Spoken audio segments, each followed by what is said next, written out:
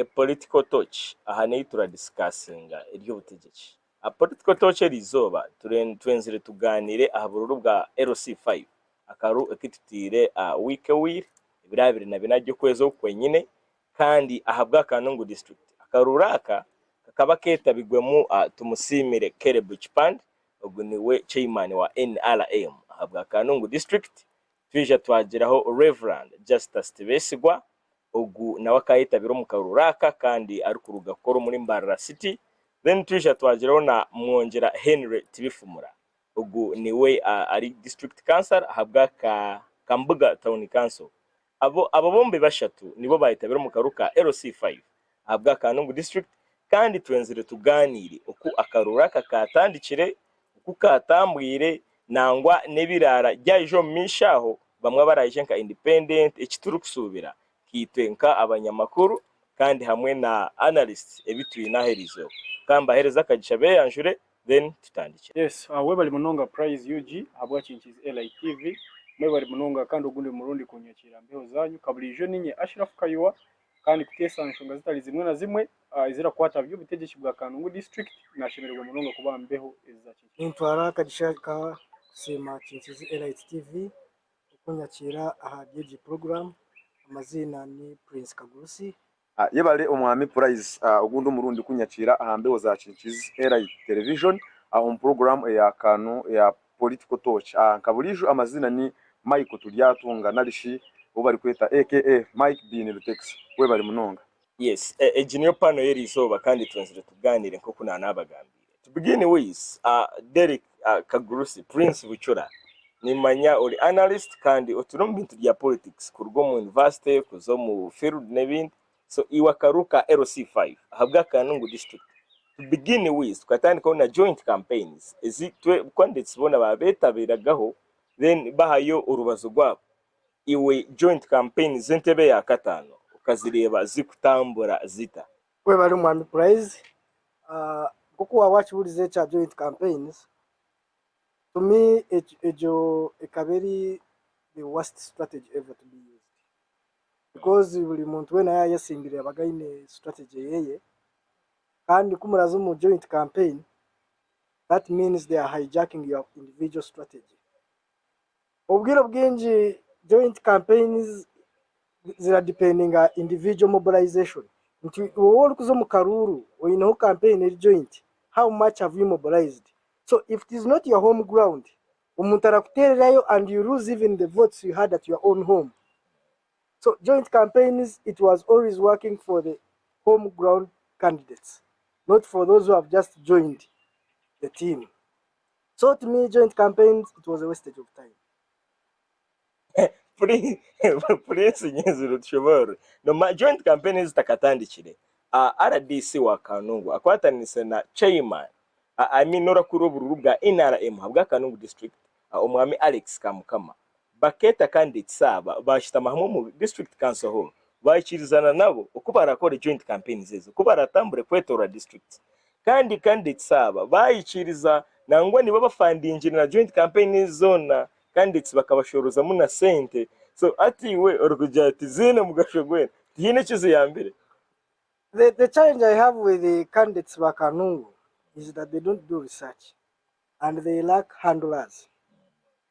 Abo kwa wajira, let me give you an example. Nanye simbire nkato joint campaign and I bring a musician like Jose Camilio or a single mobilization on that same stage. Umwaka chikora Minister Dr. Chris we akatambura wenka yatamburaga na beshongozi na convoy kandi yakiteraga kusinga joint campaign. Exactly, that's what I'm telling you. Waza kuzumu joint campaign, you should ask yourself, what is your strategy that other people do not have?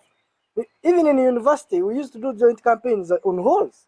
So it would always be an advantage for the candidate. So they mobilized the money. At that time, the moment the political season begins, every candidate loses his or her senses. That's why they tell that when you join the political game, you must have what we call the political handlers. You must have a person who is in charge of strategy. You must have a person who is in charge of your welfare. You must have a person who is in charge of your transport. You must have a person who is in charge of your fashion. You must have a person who is in charge of your speech. but noza kushanga candidate the only is handling all those things by himself, on top of disappointments abali abamuteresimu ngo Nyamirama agent wa walikole ebinebi tiyali yamere. That's why you see all of them were looking malnourished. No one was very appeasing. They would look at a candidate and ask themselves, how would they represent? They were looking corrupt, all of them. Because what is that? Until right now we are saying that all political candidates of Kanungu, we must put our politics at a stage whereby we are presentable to our voters. Not a matter of jumping from somewhere, you have not eaten lunch, you have not even, they forget to brush their teeth. Because of pressure, they are always under pressure, they cannot reason at the moment, and you are not amazed at all. So joint campaigns, it was the worst strategy agreed upon. Yabare Derek Kagurusi nawe yareze submission yeye kandi kiwagamba ruhere n'amazima cause nichora rebera mu campaigns harabo accidents zirakogwa kandi it's what arayini ibintu byinji byokora kandi it's bitu bakanungu nabo kirenda begarukemo ushangene wari in charge yo kushashuro wakoreshi abaza kuzika wamujecero mu mbaga ushangene warejwe kandi warakora ki. So let's have the best strategy konke bigambe bitijyashinze television kandi jya program made nejya Derek nejyanje nejya Ashraf nejya Mike nkomuntu buntu ishuka tushtamagoro cottages umwanya munungi burashanga mu chi town council kandi nibo bari kuteka mu kasente kwenda tugambe nimwe nitutwereze biteka teko ryitu turebe iyi Kanungu yagendo misho na munonga umujyi ubutegeje. Ashraf joint campaigns niwe ukazireba konka katuruga joint campaigns hati tuze ahizo bajya karuhe nyine ahizo bajya karuhe nyine nkahurira ngo akaruka kakarimu amani minji ka joint campaigns zo kironjo kazireba nangwa wazaho no mu field wa regia bero transpiring mu field okwe akarunka ura Kanungu ka entebe ya katanu kakaba influence nguhime abakatahiremu ngukaza musente kaza medini kaza muci iwe gyo no ikirizana naryo ninga bari kugezaho kushisha. Yes, we bari munonga prize yugi habwe kibuzo kironje munonga akuba nyuwe ko muntu wabero uri mu field ndarebe bya biragenda mu misho mu gihe political season na muntu umuntu aruna kugwa karuru aguruka rugero runa kurura kana rutereze kutera amabega nkareba mu ebintu bya bitari bimwe na bimwe akuba right now kinjire ndareba ikindasa kandi kibugyo mwe na tarasa kwanga ni kugira ngo within Kanungu politics there is a new wave that has arisen hakushango woba otine esente na muntu utari kahayiguru yakakadika utari above 1 billion akaruka Kanungu karasa kora akakugumera, and that has changed the political landscape and the magma of Kanungu at large. Bitu tutakanankire ukache nabanzana I have to first to recommend kandi isime submission yahebwe umutesa mugenzo wanje Dickson Kagurusi Prince Kagurusi submission yataho it was a nice submission erigama about this joint campaigns. I would say still it is very good to recommend. How could you there are some people that are incompetent abaturi batari ground. Now you find like I will not shy off to say umuntu kamonjera yaikachi atino umuntu no if he is making an individual campaign arasa kwesha ngona ba disco n'abantu bije na driveaway konka kujya ngwija aramanyanga roch pande aro reverend atije abo bino already abantu wow they have already their masses already still ije abantu be already biyagaininjiri reverend atije ninga shipanda abantu be bayine monjero tina abantu kunuya abo ni ground yo kwija karashishiraho arashishiro kandi tuvuga biguhina mani kunuya so ashanga ari kutembera abandi ba candidate kikobere sari ikishimira kuba kiritse. That's why I recommend the minister Mr. Dr. Chris Bajomunsi akanga ikintu. That man has learned from the best, and that's why where yanjira kakoleche so he gained a lot from his what campaigns other than us. Then twagaruka kintu cyakaruko kwa wambulizo mutebekanisa wa program nyondije ndareba ngo akaruka Kanungu we have a lot to change, because first of all they have tunjiramo later the influence of the church in the politics of Kanungu district, whereby now politics ziri kujazera za religious dominations ukujya mu manyangogo no ngitwa abakristo twashara mu kuterera prize ngitwa abakristo twashara mu kuterera Mike ninga shitwatanira mu kuterera Kagurusi. That is why tukija twareba mu bari kugira ngo itwe aba Catholic Church twashara mu twasidinga na Reverend PJ. Why? Because they believed that a certain religious domination was fighting him, and that's why he got the largest percentage of votes. No ujije tukagira muto watungamo inconsistencies zimwe bari kugira ngo maybe manyango bamwengo bagira ngo tuterero then we are going to let's do this konka still nyija nchi notifying ngira ngo kandi at another point, unless we change this mindset and we start voting for a leader orasa kubara tukorera ikintu cyemere kuba turakora, we are bound to doom kandi tine cyamane turaze ko isoka Kanungu district aho mpo nijo ndijira nketero umwete nkagira ngo we are now going to switch as the new generation to empower emyeto mikuru emyeto iri kwijera za higuru twine kwanga iki kintu cyo kugira ngo ogumpaha no musiramu ashirafu no musiramu ngo Michael no mu katoliki Michael no mu protestanti kagurusi no mu vendes mbwenu kabari we yatwebembera no leadership. If you are a leader, you are working for the whole community kandi wayombe ko rukuto ninga ukaleta services tizaze kusegregating azikagira ngo gunozogo ezezgunozogo, and that is what egyo ngigishire bikatopinga karuki kugwaka ni kutire. Then still there were some inconsistencies from some polling stations. That's why the hajiro ekigambo kiragira ngo oyo nuko yesimbiro otakalira ngo singire otebalira kusinga oburubuta karugire mpunga. Because I was at the tally center, I was surprised kushanga oranya mu polling station y'abantu rukaga tino wayo shatino wagwara ubururu rukaga bwena bwona bijaba atera icyo tikikabago icyo yashabwa no wagwara polling station abantu rukaga bona batera bahwaye kandi bijaba aterera kandi de togo omwe ashikirisha kitakwere. That's why I was even shouting with some with Mr. Kaguruso on some platform ndikumubuza akirisha kitakushanga polling station habwo wagwara habwo waremba habwo mukazi wenda abantu rukaga bona batera kandi batirira kandi ditumwe. We have a lot to change in the political landscape of Kanungu tukiyamu kusosora kurugira mu myanya y'umuntu ararugamo edini hamwe ne sente, then tukareba abakozi bw'umuntu na potential y'umuntu kubasa gukora kwenda tware Kanungu district yitu mu misho. Yeah, thank you so much Ashraf.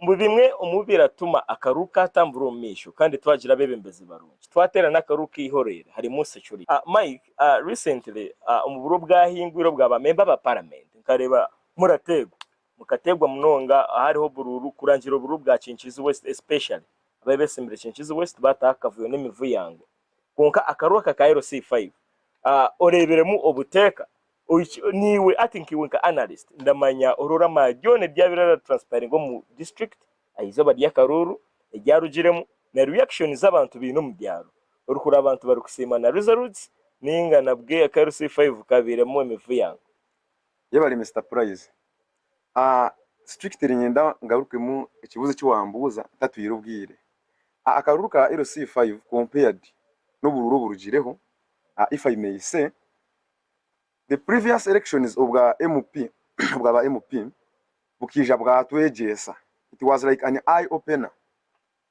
People rant abantu bakareba what was taking place, bakareba systems is running, and then where there were loopholes I may say in the LC5 seat akaraka LC5 bakija bakorachi bakija bazibiza ezo loopholes.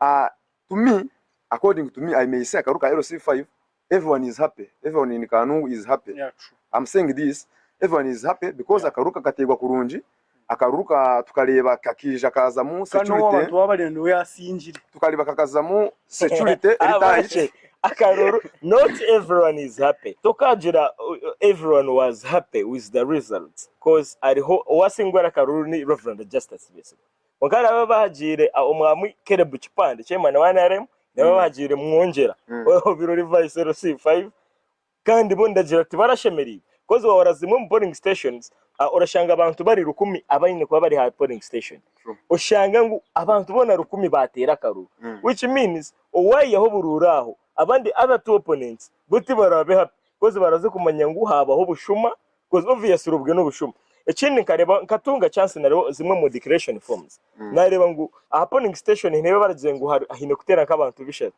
uko shanga atera abantu gwenda rukaga. So this everyone was and to hit the nail when it is while it is still hot. Why I say people are extremely happy tikugira ngo Reverend Justice Tibesigwa kwangura karuru ngo niwe yabirabaga ayinezo polling station with exceeding number of voters. Am I lying? I'm telling you out of facts. no. This case, I want to clear this on air. Omuri Kanungu tuje twagiramo enyanya yorobasa kweta black spots, narish hot spots omukaruru. And most of these places, one is in Kinkizi East and other places are in Kinkizi West. That is Nyamirama, and Greater Kayonza, specifically Mpungu, babataka kurangira karuru kawe, babataka kurangira karuru kawe, utakamanya results ezaruga Mpungu and Nyamirama plus Rutenga in Kinkizi East. Toka base kurubuka jangwa karuru kawe kari safe. So back to my point. I said Kanungu people are happy because omuntu babiri nibenda akija hangura ki akaruru amazima garigo abantu bakandi benda Reverend Justice Tibesigwa. I'm not campaigning for him, but to the matter that ujyo mwena akireba, then the side of the people that voted the other candidates, that is Chipande and Mwongera, might not be happy, but vini kwishiriza ijarugiro mu results because security akaruka LC5 for petition. No, I don't think there is space for petition. According to me, did they refuse bangi results? Tina inashurire ngu kino yangire bona bakishiriza totally at the third center. The people of Chipande bakishiriza totally umushako yabajya karuru. Mwongera was in third position taine man go kurwa kaza korashi petitioning. So I may say akaruka LC5 kabikari peaceful. This has been a peaceful election that we have had in Kanungu, whereby we saw specific security that we didn't, and we don't know where it came from, but some sources say the current minister in Kanungu district had a hand in protecting the votes, so that the incidences that happened in the previous elections na sub-county registrars nkababiri. That's what I'm saying. That's what I'm saying. Abari tureba Kinkizi LC television. Ekindi mbagambira akaruru akobwa MP, we never had any case of arrest to the people who were corrupted omukaruru. But kwari kwija wareba akaruka LC5 here, no, in Nyamirama one was arrested. Here in Greater Kayonza there was another arrest for having conducted an election omunjero etaliyo. So my submission still stands. Kanungu people are happy and no room for petition. Reverend Justice Tibesigwa akaruru akasinjira kurunshwe. Thank you so much. Konkanko ko wakigamba mu Kanungu harimo anka black spots. Ahora maka 2016 tukija twarebaho umucyara Josephine Kasya akayisembere na Godfrey Karabenda uri wemeya ubwa hati abwa Kanungu Town Council. Godfrey Karabenda karira karu konkaruza rutiza Rutenga one sub county. That's what I say. Karisa Josephine Kasya kandi yabasa kuba rya karuru buterevu.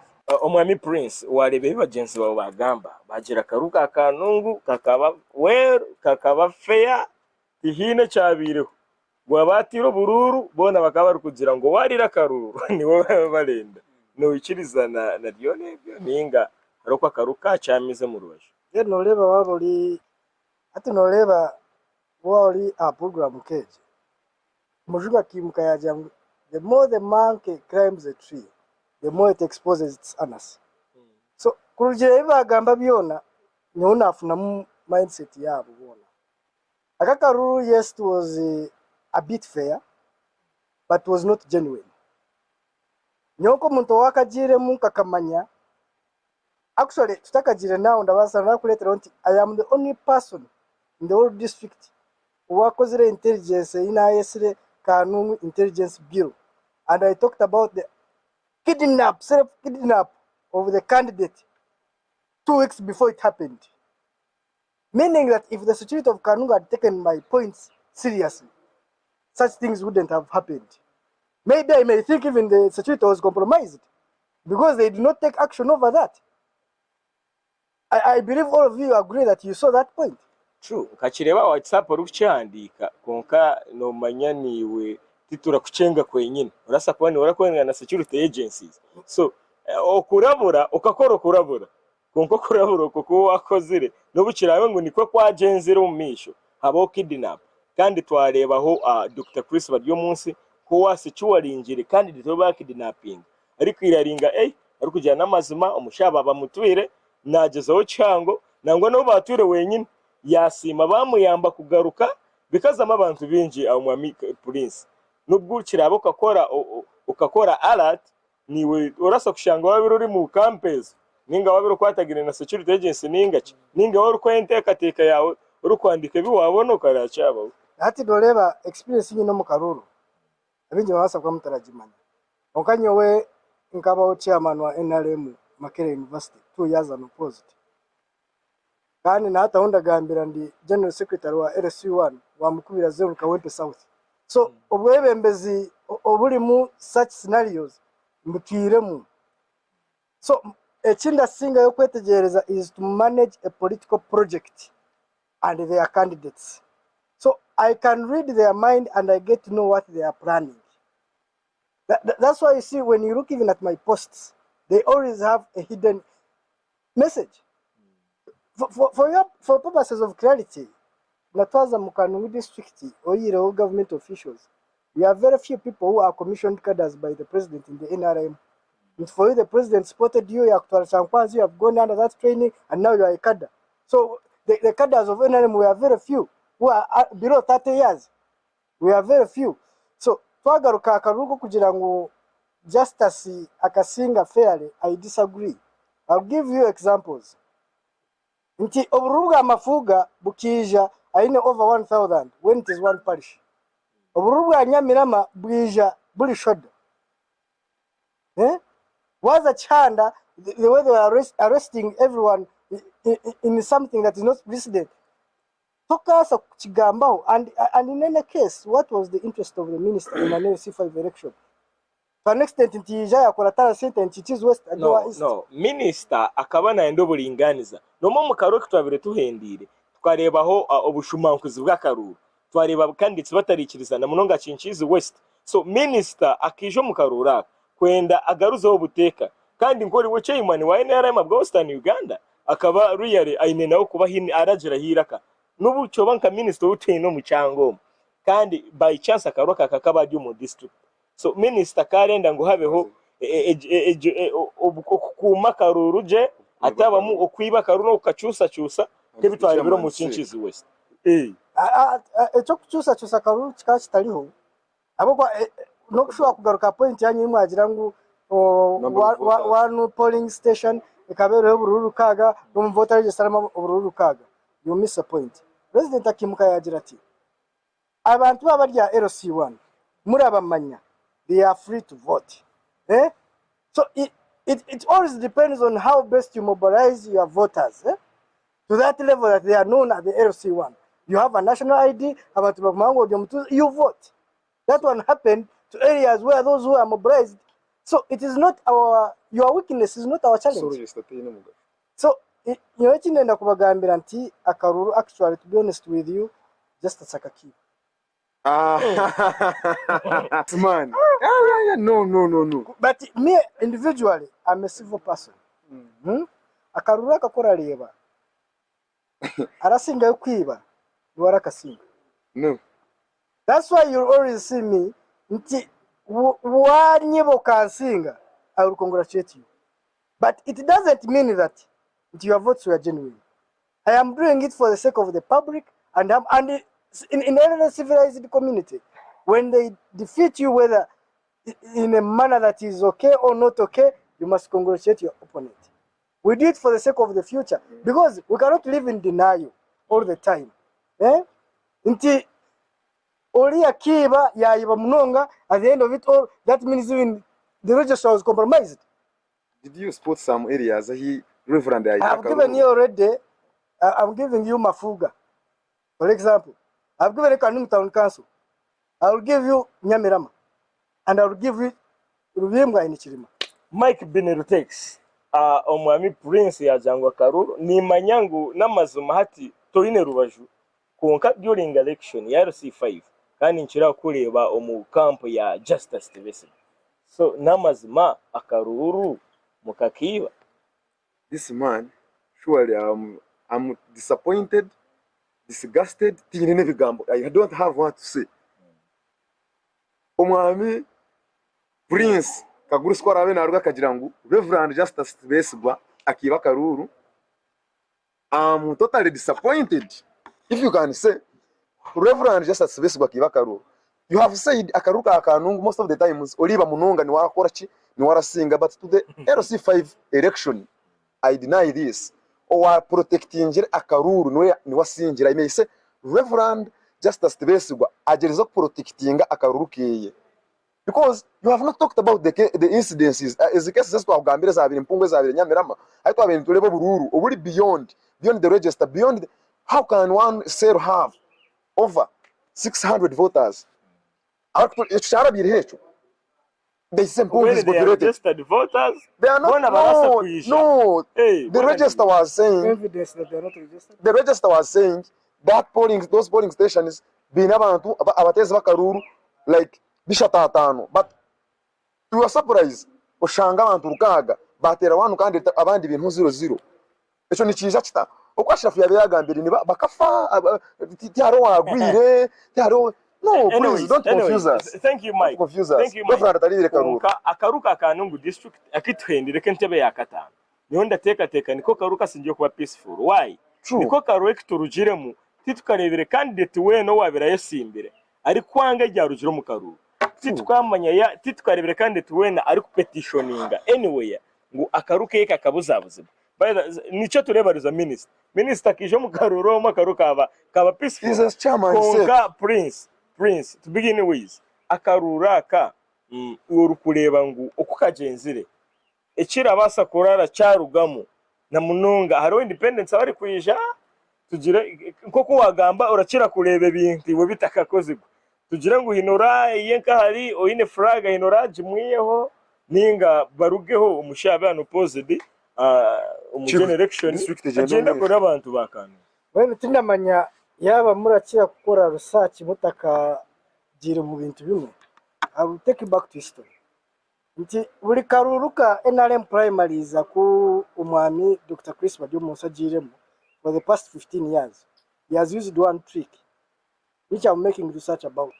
Orareba buya bese menalenzaho he won Kanyankole Omusisa, he supported Zefa, now he supported Tibesigwa.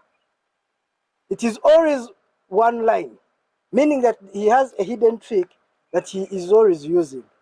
And right now I'm telling you that this is a new era of strategists. Turukwija turareba trend of politics. And history repeats itself. What happened to Zefa when he had a flag? We are also certain that can happen to Tibesigwa when he has a flag. Because the dynamics are the same. He was therefore supported by the minister and aligned to a certain church. Today, Tibesigwa is supported by the minister and aligned to a certain church. So with all that in context, we still believe that the dynamics are going to change. Candidates independent. Well, I cannot speak for the candidates. Petitions in LC5. So you never know. Unless a candidate has really given a documentation over that, I cannot say anything. But what I'm sure of, whether those who contested and did not come in and did not win, whether they are coming, whether they come or not, there is a certain candidate that is going to come as an independent to contest over that seat. That's what I can assure you. And me to support a candidate, I look at certain dynamics. I don't just support a candidate. That's why you have never seen me abusing people. I am always in politics, and another challenge we have is that when we are branding our candidates, we don't brand them to the level of a think tank. We brand them to the level of war. We who are on social media, when we are branding as if we are at war with other candidates, we abuse, we do this. No, there is what we call political branding that has a message to that local voter. So any candidate who comes and has a good strategy for the district, now we are talking about the new government of the district, is the candidate I will support. Now, the era of primaries is done. But and will you support a flag bearer? Or you will support? Right now I will say, because no one has officially declared to be an independent candidate. Right now, as a card of NRM, I will say I'm moving with flag bearers. That is in context. That I'm moving with the flag bearers, but when an independent candidate comes up and is better than the flag bearer, I'll change my mindset. But right now, no one has said I'm contesting. So I can stand and say I'm with the flag bearers. I cannot go against my party because of this. But when a better candidate comes, trust me, I'll weigh who has a better strategy for our district. Because surprisingly, even when you move around the district, there's no road that is worked upon. No road. You ask yourself what has been happening. The excuses they give, it is a union road, this and this. It is Raw budget. it can never be an issue of road budget. During Kasa days, we would have roads which are passable. You cannot go to Rujeyo, Minister's Road. You cannot go there. Maybe You need a V8. Eh? That's why people have voted Reverend Justice Tibesigwa. Critical points, all the technical knowledge of managing the district and the human resource we have at the district to use it potentially to deliver to the people the services they need. Yeah, thank you, Derek Kagurusi. Bwana Ashraf. No ichirizana nebi Derek yagamba cause narayagira ngu inkuto zikafa ngo district bine sente bari kwekwasa neza yunurango neza feeder road niziha kandi tine kikozigwa umukugambira ko nareba Prince Bucura arereka ngo Kanungu district kwiya Josephine Kasi yajirugamo tine kikozigwe kandi nareba atine n'amasiko mu gihugu oyino furago bwa hati umutebekanisa wa program nyikiriza kandi ugundi murundi ngaruka mpirire nyino kushasha ko I'm extremely disappointed habwe bigambo bya the so called kada NRM kada kwemerera hampa akadiscrediting the previous NRM candidates. Not everyone no, is a kada. No, please, no. Kada. He is a commissioned kada by the president of Uganda. How can you stand here supporting a flag bearer? No, he is contradicting, he is urinating while bathing. How can you stand here and tell us as a commissioned kada by the president of Uganda, His Excellency Kaguta Museveni, and say that the previous candidate or candidate ututerera karuri tukabantu bagwanyisiriza taine potential kubasa kudrivinga na nkeji district to mish more so we saw that the different reshuffles that have happened after the elections tukale RDC wagwampara hali ya nakamye nakaruba kabata kamalizire bamutire transfer mu ya Monte bakaya ikiro. Why? Because his security and other things were compromised. But Kanungu, I give a credit to Mr. Ambrose, meaning the election that was conducted, it was very what? Free and fair. I saw Mr. Kagurusi, I calculated statistics there. He's a man of statistics. And he actually was, what can I say? He was tarnishing, he was branding people what they are not. How can you come and tell people statistics, Mr. Chipande, greater chihi? No, they do not alter. What Angelica Gurusi calculator maybe into what calculator chalimwe. He is very sure. I saw his information bureau, what so what and so. Is gas that is one. Now I will say gas is one because percentage you can when we made the statistics, you made self-kidnap, which gave you a sympathy vote. There was no self-kidnap. It is very obvious. The thing was very obvious. No, it was not. There is no charge sheet. We saw the minister of ICT and national guidance telling us about the issue. We have a charge sheet of that case. We have it. Can you post it and we have it? Can you deal with it?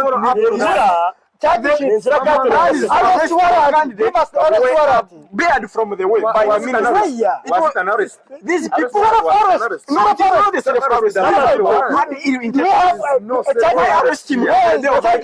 kandi twaturiganira turukureba ko akaruka atandikire kentebe ya katano kuko atambwire nangwa nibituru expecting nka analyst ibirara ryakarugamo oba independent narara ya torrentebe ninga oine frago bwa hati arara yatere kintu kandi yabana unopposed kandi twikize twendera tuje part 2 tuje na part 2 turi kuganira ahabururu bwa woman MP ijuka ntebe ya LC5 age ebirerimo abantu bashatu Kerebu Chipande ibirimo Reverend Tibesigwa kandi na Henry Mwanjara tibifumura oriwe abiraragwa mu bigerejya ishenteko ntebe ya katano kandi hati turukuza omu elections so tituramanye orarare yaje ijuka turukuzo mu karuke bibina PFF FDC NUP za DP nangwa na independent candidates so we expect inamba mpango ho okuchira aho okuba bireba ari bashatu so turu expecting FDC araze kureta candidate nebindi bibina birete candidates nangwa hiyegera nabisha independent kwenda tujiro bulinganiza kandi junior democracy